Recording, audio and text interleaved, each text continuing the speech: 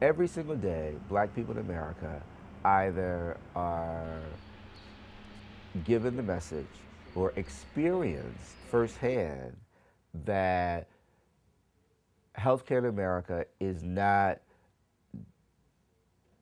doled out equally or fairly. Dr. Jim Thomas conducted a study on sexually transmitted diseases in a North Carolina clinic. The staff was nearly all white. 90% of the patients were black.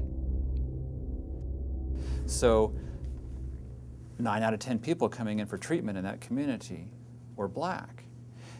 Who could they talk to about their STD? They talked to the white clinician. Well, we asked them how it felt to go there, to this health department, and they didn't like it. They didn't like it. They said they felt like they were treated like cattle.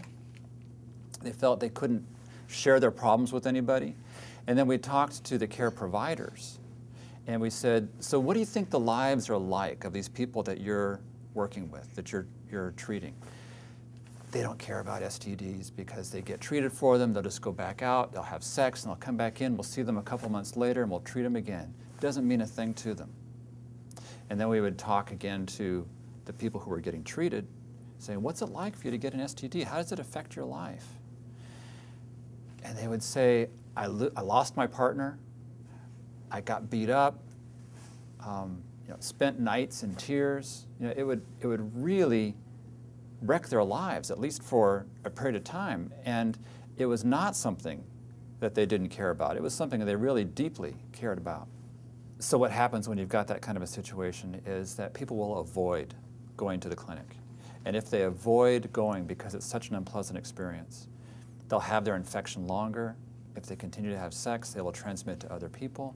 And then we go to that situation where one group in the community has a really high rate of infection and another group does not.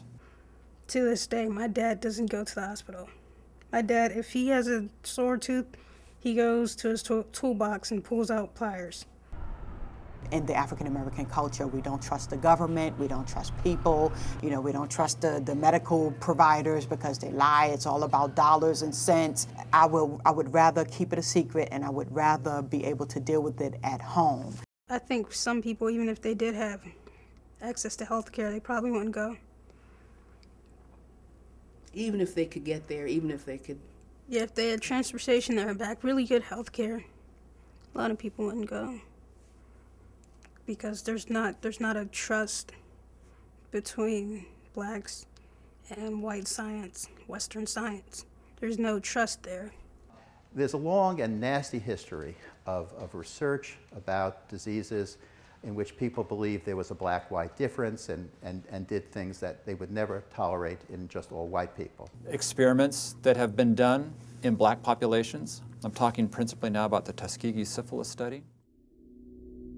The Tuskegee syphilis study was conducted by the United States Public Health Service from 1932 to 1972. 399 black men were suffering from the late stages of syphilis.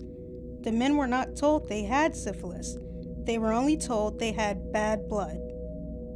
Penicillin, the treatment for syphilis, became available after World War II, but it was not given to the men in this study.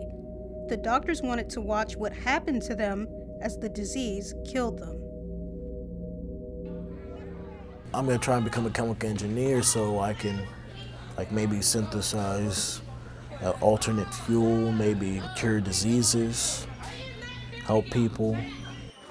You're going to be a scientist? Yes, I've always wanted to be a scientist. Do you think being a budding scientist isolates you more in a black context?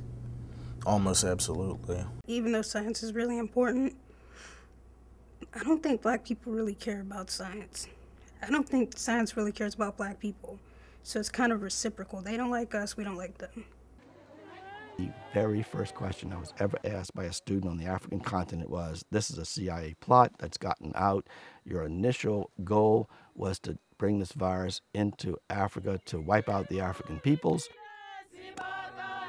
And it got loose.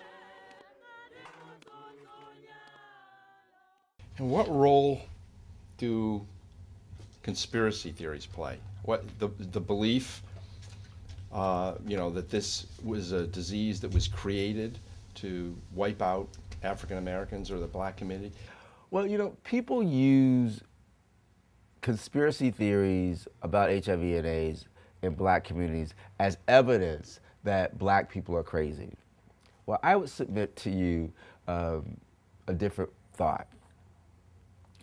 That black people have a reason to be suspicious. We have a reason to be suspicious of authority. We have a reason to be suspicious of our government. It is not crazy to be suspicious. Now, the problem with conspiracy theories is that they disempower people. They say, they're built on the following construct. AIDS is a conspiracy, so you're going to get it anyway, so you don't need to do anything to protect yourself. What in fact should happen is that AIDS is a conspiracy, they're out to get you, so you better figure out how to save your life.